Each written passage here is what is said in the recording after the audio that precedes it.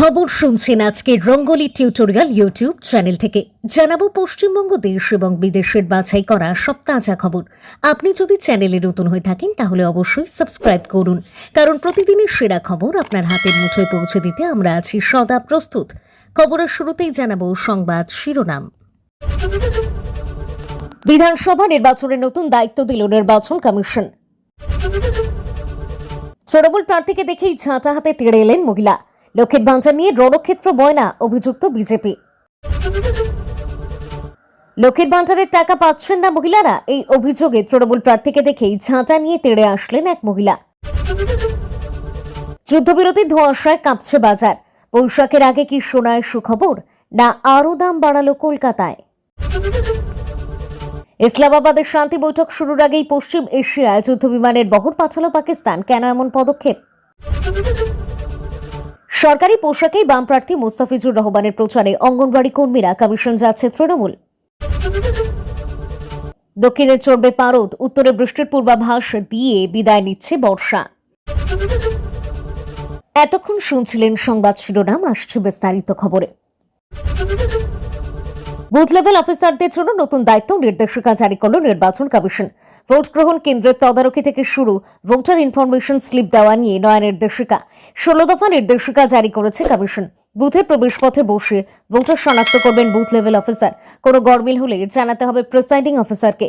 ভোটের দিন বিএলওদের অন্য কোথাও দায়িত্ব দেওয়া যাবে না। ভোটার ইনফরমেশন স্লিপ বাড়ি বাড়ি গিয়ে বিতরণ বাধ্যতামূলক বিএলওদের। ভোটের অন্তত 5 দিন আগে ভোটার ইনফরমেশন স্লিপ বিতরণ সম্পূর্ণ করতে হবে। একসঙ্গে ভোটার ইনফরমেশন বিতরণ নিষিদ্ধ, নিয়ম ভাঙলে কড়া ব্যবস্থা। বিএলওদের নিরপেক্ষতা বজায় রাখা বাধ্যতামূলক বলে জানানো হয়েছে। অভিযোগ প্রমাণিত হলে শাস্তি হবে। শুধুমাত্র ভোটার বা তার পরিবারের প্রাপ্তবয়স্ক ভোটার সদস্যদের দিতে হবে ভিস। বিতরণ না হওয়া ভিস ফেরত দিয়ে এএসডিডি তালিকা প্রস্তুত করতে হবে।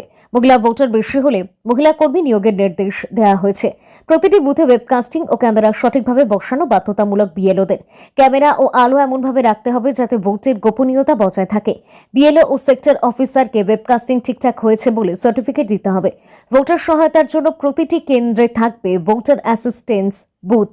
ভিএবি স্পষ্ট সাইনবোর্ড ও নাম খোঁজার জন্য অ্যালফাবেটিক্যাল রোল লোকেটর থাকবে। ভিএবিএ ভোটারদের সব ধরনের সহায়তা দেওয়া হবে। জেলা শাসকদের নির্দেশিকা রাজ্যের মুখ্য নির্বাচনী আধিকারিকের। পানিহাটি কেন্দ্রকে ঘিরে ক্রমশ তীব্র হচ্ছে নির্বাচনী লড়াই।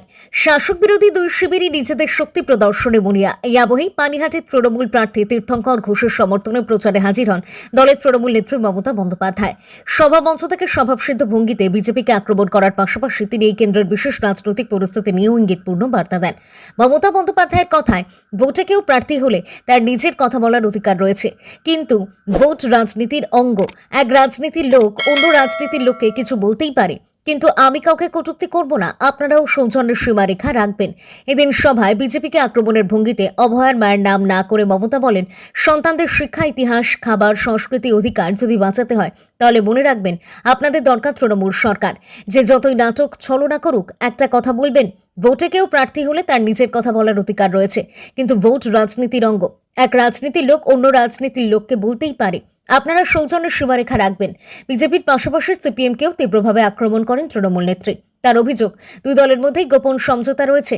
মমতার কথায়, বিজেপি এখন সবচেয়ে বড় বন্ধু সিপিএম। এই যে এত বছর ধরে সিপিএম মানুষের ওপর অত্যাচার করলো, এত রক্ত ঝরলো, কই তাদের বিরুদ্ধে তো একটাও সিবিআই মামলা করেনি বিজেপি। তাই আমি বলবো, বিজেপি সিপিএম কাউকে জিততে দেবেন না, এমন করুন যাতে একটাও আসন না পায় ওরা। সুপ্রিম কোর্টের নির্দেশ মতো ইতিমধ্যেই সরকারি কর্মচারীদের 2016 থেকে 2019 পর্যন্ত বকেয়া মহার্ঘ ভাতা অর্থাৎ ডিএ দিয়েছে রাজ্য সরকার। এমনটাই সম্প্রতি দাবি করছেন রাজ্যের মুখ্যমন্ত্রী মমতা বন্দ্যোপাধ্যায়। এদিকে রাজ্যের শিক্ষকদের একাংশের অভিযোগ, ডিএ বা যে কোনো সুবিধার ক্ষেত্রে বঞ্চিতদের তালিকায় সবার উপরে তাদের অবস্থান। হারোয়ার সভা থেকে তৃণমূল সুপ্রিমো জানালেন, 2016 থেকে 2019 পর্যন্ত এই সময়ের বকেয়া ডিএ শীঘ্রই পেতে চলেছে শিক্ষক শিক্ষিকারা। ভোটের আগে মুখ্যমন্ত্রীর এই প্রতিশ্রুতিতে শিক্ষা মহলে কিছুটা হলেও খুব কমতে পারে বলে মনে করা হচ্ছে। প্রসঙ্গত, একদিন আগেই বিজেপি ক্ষমতায় এলে সরকারি কর্মচারীদের সপ্তম বেতন কমিশন লাগু হবে বলে জানিয়েছেন প্রধানমন্ত্রী। যদিও ইতিমধ্যে সপ্তম বেতন কমিশনের ঘোষণা করে দিয়েছে রাজ্য, তবে কবে সেই ঘোষণা কার্যকর হবে সেই সংক্রান্ত কোনো আপডেট নেই। নয়া পে কমিশন সংক্রান্ত কোনো উচ্চবাচ্য না থাকলেও শিক্ষক শিক্ষিকাদের বকেয়া ডিএ মেটানো নিয়ে মুখ্যমন্ত্রীর মন্তব্য যথেষ্ট প্রাসঙ্গিক বলে মনে করা হচ্ছে। উল্লেখ্য, বিধানসভা নির্বাচনের আগে ভোট অন অ্যাকাউন্ট বাজেটে রাজ্যের সরকারি কর্মচারীদের জন্য 4% ডিএ বৃদ্ধির ঘোষণা করেছিল মমতার সরকার। তবে সেই বর্ধিত ডিএ এখনও অধরাই। বিধানসভায় ডিএ বৃদ্ধির ঘোষণা হয়েছে গত 5 ফেব্রুয়ারি। তার প্রায় 2 মাস পরেও কেন মহার্ঘ ভাতা সংক্রান্ত কোনো বিজ্ঞপ্তি প্রকাশ হলো না, সেই নিয়ে হতাশ সরকারি কর্মীরা। বাজেটে অর্থ প্রতিমন্ত্রী চন্দ্রিমা ভট্টাচার্য সরকারি কর্মীদের মহার্ঘ ভাতা বৃদ্ধি করার বিষয়টি জানিয়েছিলেন। প্রচারে বেরিয়ে আক্রমণের শিকার তৃণমূল কর্মী সমর্থকেরা। এই ঘটনাকে কেন্দ্র করে তুলকালাম কাণ্ড ঘটল পূর্ব মেদিনীপুর ময়নার বাগচায়। এদিন সকালে বাগচার হালিশহর এলাকায় প্রচারে বেরিয়েছিলেন ময়না বিধানসভা কেন্দ্রের তৃণমূল প্রার্থী চন্দন মণ্ডল। অভিযোগ, তৃণমূল প্রার্থী এবং তার কর্মী সমর্থকরা হালিশহর এলাকায় পৌঁছতেই চন্দন মণ্ডলের দিকে ঝাঁটা হাতে এগিয়ে আসেন স্থানীয় বাসিন্দা এক মহিলা। ওই এলাকায় বিজেপির প্রভাব থাকায় স্থানীয় মহিলারা লক্ষ্মীর ভাণ্ডারের টাকা পাচ্ছেন না বলে অভিযোগ। সেই অভিযোগেই তৃণমূল প্রার্থীর উপরে চড়াও হন এলাকার বাসিন্দারা। অভিযোগ, এই নিয়ে অশান্তির মধ্যেই তৃণমূল প্রার্থী এবং তার সঙ্গীদের উপর অতর্কিতে হামলা বিজেপির সমর্থকেদের। রড লাঠি নিয়ে তৃণমূল কর্মীদের মারধর করা হয় বলে অভিযোগ। বিজেপির হামলায় তাদের দলের বেশ কয়েকজন কর্মী সমর্থকদের মাথাও ফেটেছে বলে অভিযোগ তৃণমূলের। মোট 15 জন কর্মী সমর্থক আহত হয়েছেন বলে দাবি শাসক দলের। রক্তাক্ত এবং গুরুতর জখম অবস্থায় ইতিমধ্যে তৃণমূল কর্মীদের ময়না হাসপাতালে নিয়ে আসা হয়েছে। থানায় লিখিতভাবে অভিযোগ দায়ের করা হবে বলে জানিয়েছে ময়না তৃণমূল নেতৃত্ব। 2021 সালে ময়না বিধানসভা কেন্দ্রে জয়ী হন বিজেপির অশোক দিন্দা। তারপর থেকেই রাজনৈতিকভাবে উত্তপ্ত হয়ে উঠেছে ময়না। উত্তপ্ত এই এলাকা পরিদর্শনে এসেছিলেন রাজ্যের মুখ্য নির্বাচনী আধিকারিক মনোজ কুমার আগরওয়ালও। বিরোধী দলনেতা শুভেন্দু অধিকারী অবশ্যই ঘটনায় বিজেপি যোগের অভিযোগও উড়িয়ে দিয়েছেন। তার দাবি, ওখানে 6 মাস লক্ষ্মীর ভাণ্ডারের টাকা বন্ধ করে রাখা হয়েছিল। হাইকোর্টে মামলা করে লক্ষ্মীর ভাণ্ডার দেওয়ার নির্দেশ আদায় করেছেন ওই এলাকার বাসিন্দারা। সরকারি টাকা আটকে রাখবে কেন? ঝাঁটা দেখানোর মতো কাজ করলে তো ঝাঁটা দেখতে হবে। স্থানীয় বিজেপি নেতৃত্বের দাবি, ময়নার বাগচা এলাকার বাসিন্দারা দীর্ঘদিন লক্ষ্মীর ভাণ্ডারের টাকা কেন পাননি তা তারা তৃণমূল প্রার্থীর কাছে জানতে চেয়েছিলেন। কিন্তু তৃণমূল প্রার্থী চন্দন মণ্ডল মহিলাদের সঙ্গে দুর্ব্যবহার করে বলে অভিযোগ। তাতেই ক্ষিপ্ত হয়ে স্থানীয় বাসিন্দারা ক্ষোভ জানান। এর সঙ্গে বিজেপি যুক্ত নয়। আমেরিকা ও ইরানের মধ্যে যুদ্ধবিরতি নিয়ে বিভ্রান্তির কারণে আজকের সোনার দামের দিকে নজর রাখা যাক। সোনার দাম আজ যেভাবে অস্থির হয়েছে তা নিয়ে চিন্তায় বিনিয়োগকারী থেকে সাধারণ ক্রেতা সবাই। বিশেষজ্ঞদের মতে, কোনো যুদ্ধ পরিস্থিতিতে এত অল্প সময়ে গোল্ড প্রাইস টুডে ইন্ডিয়াতে এমন দ্রুত পরিবর্তন খুব একটা দেখা যায়নি। 2026 সালে সোনার বাজারে এই অস্থিরতা মধ্যবিত্ত থেকে বড় বিনিয়োগকারী সবাইকে দোটানায় ফেলেছে। যারা গোল্ড রেট টুডে দেখে বিনিয়োগের পরিকল্পনা করছেন তাদের কাছেও বর্তমান পরিস্থিতি বেশ বিভ্রান্তিকর। মাল্টি কমোডিটি এক্সচেঞ্জ বা এমসিএক্স গোল্ড প্রাইস অনুযায়ী 24 ক্যারেট সোনার ফিউচার দাম সন্ধ্যা পর্যন্ত 0.46% কমে 704 টাকা পড়ে প্রতি গ্রামে 10,000 দাঁড়িয়েছে 1,52,730 টাকা। আগের দিন এটি 1,53,434 টাকা প্রতি 10 গ্রামে বন্ধ হয়েছিল। উল্লেখযোগ্যভাবে ফিউচার মার্কেটে 29 জানুয়ারি সোনার দাম সর্বোচ্চ 1,80,779 টাকা প্রতি গ্রামে পৌঁছেছিল। পাক বায়ুসেনার F-16J F-17 যুদ্ধ বিমানের পাশাপাশি সামরিক পরিবহন বিমান C-130 হারকিউলিস এবং অত্যাধুনিক রাডারযুক্ত অ্যাওয়াক্স পাঠানো হয়েছে পশ্চিম এশিয়ায়। পাক বায়ুসেনার F-16 fighting Falcon F-17 thunder যুদ্ধ বিমানের পাশাপাশি সামরিক পরিবহন বিমান C-130 হারকিউলিস, জ্বালানিবাহী IL-78 এবং অত্যাধুনিক রাডারযুক্ত বিমান ও এয়ারবোর্ন ওয়ার্নিং অ্যান্ড কন্ট্রোল সিস্টেমে পাঠানো হয়েছে বলে সরকারি সূত্র উদ্ধৃত করে পাক সংবাদ মাধ্যম জানিয়েছে।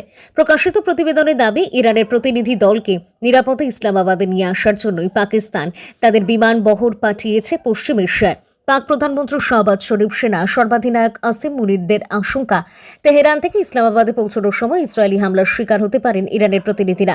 সে কারণেই এই আয়রন এসকটের বন্দোবস্ত। 8 এপ্রিল পাকিস্তানের মধ্যস্থতা এবং চীনের সহায়তায় আমেরিকার সঙ্গে 2 সপ্তাহের অন্তর্বর্তী যুদ্ধবিরতিতে সম্মত হয়েছে ইরান।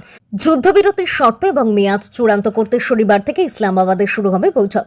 1979 সালের ইরানে ইসলামিক বিপ্লবের পরেই প্রথমবার ওয়াশিংটন ও তেহরানের মধ্যে সর্বোচ্চ পর্যায়ের সরাসরি বৈঠক হচ্ছে। মার্কিন প্রতিনিধি দলকে নেতৃত্ব দেবেন ভাইস প্রেসিডেন্ট জেডি ভান্স। তার সঙ্গে থাকবেন পশ্চিম এশিয়ার মার্কিন দূত স্টিভ উইটকফ এবং ট্রাম্পের জামাতা তথা প্রাক্তন উপদেষ্টা জারেড কুশনার। অন্যদিকে ইরানের প্রতিনিধি দলে থাকবেন পার্লামেন্টের স্পিকার মোহাম্মদ বাঘের গালিবাফ এবং বিদেশমন্ত্রী আব্বাস আরাকচি গালিবাফ, ইরান সেনার ইসলামিক রেভলিউশনারি গার্ড কোরের প্রাক্তন আধিকারিক। বৈঠকের প্রথম পর্বে যোগ দেবেন পাক প্রধানমন্ত্রী শাহবাজ শরীফ এবং বিদেশমন্ত্রী ইশাক দারও। সম্ভাব্য ইসরায়েলি হামলা ঠেকাতে সৌদি আরব, সংযুক্ত আরব আমিরশাহী এবং ইরানের বন্দর আব্বাসের আকাশে আয়রন এসকর্টের জন্য পাক বায়ুসেনার উপস্থিতি রয়েছে শুক্রবার সকাল থেকেই। দক্ষিণবঙ্গ থেকে পাকাপাকিভাবে বিদায় নিচ্ছে বৃষ্টি। কলকাতা সহ দক্ষিণবঙ্গের জেলাগুলিতে আপাতত বৃষ্টির কোনো সম্ভাবনা নেই বলেই জানিয়েছে আবহাওয়া দফতর। আগামী 4 থেকে 5 দিন আবহাওয়া মূলত শুষ্ক থাকবে। তবে দক্ষিণবঙ্গ যখন তপ্ত রোদে পড়বে, তখন উত্তরবঙ্গের পার্বত্য জেলাগুলিতে হালকা বৃষ্টির পূর্বাভাস রয়েছে। হাওয়া অফিসের পূর্বাভাস অনুযায়ী কলকাতা ও পার্শ্ববর্তী জেলাগুলিতে বৃষ্টির লেশমাত্র থাকবে না, বরং শুষ্ক আবহাওয়ার কারণে পশ্চিমাঞ্চলের জেলাগুলিতে গরমের দাপট বাড়বে। বিশেষ করে পুরুলিয়া ও পশ্চিম মেদিনীপুরের মতো জেলাগুলিতে তাপমাত্রা উল্লেখযোগ্য ভাবে বৃদ্ধি পাওয়ার সম্ভাবনা রয়েছে।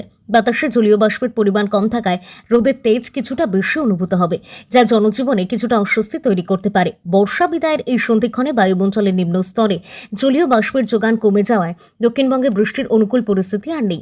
মূলত পশ্চিমের শুষ্ক বাতাসের প্রভাবেই দক্ষিণের জেলাগুলিতে তাপমাত্রা বাড়ছে। অন্যদিকে উত্তরবঙ্গের পাহাড়ি ঢালে স্থানীয় মেঘ সৃষ্টির কারণে হালকা বৃষ্টির পরিস্থিতি তৈরি হচ্ছে। আজকের খবর এখানেই শেষ। আসছি পরবর্তী খবর নিয়ে। ততক্ষণ সুস্থ থাকুন, ভালো থাকুন। নমস্কার।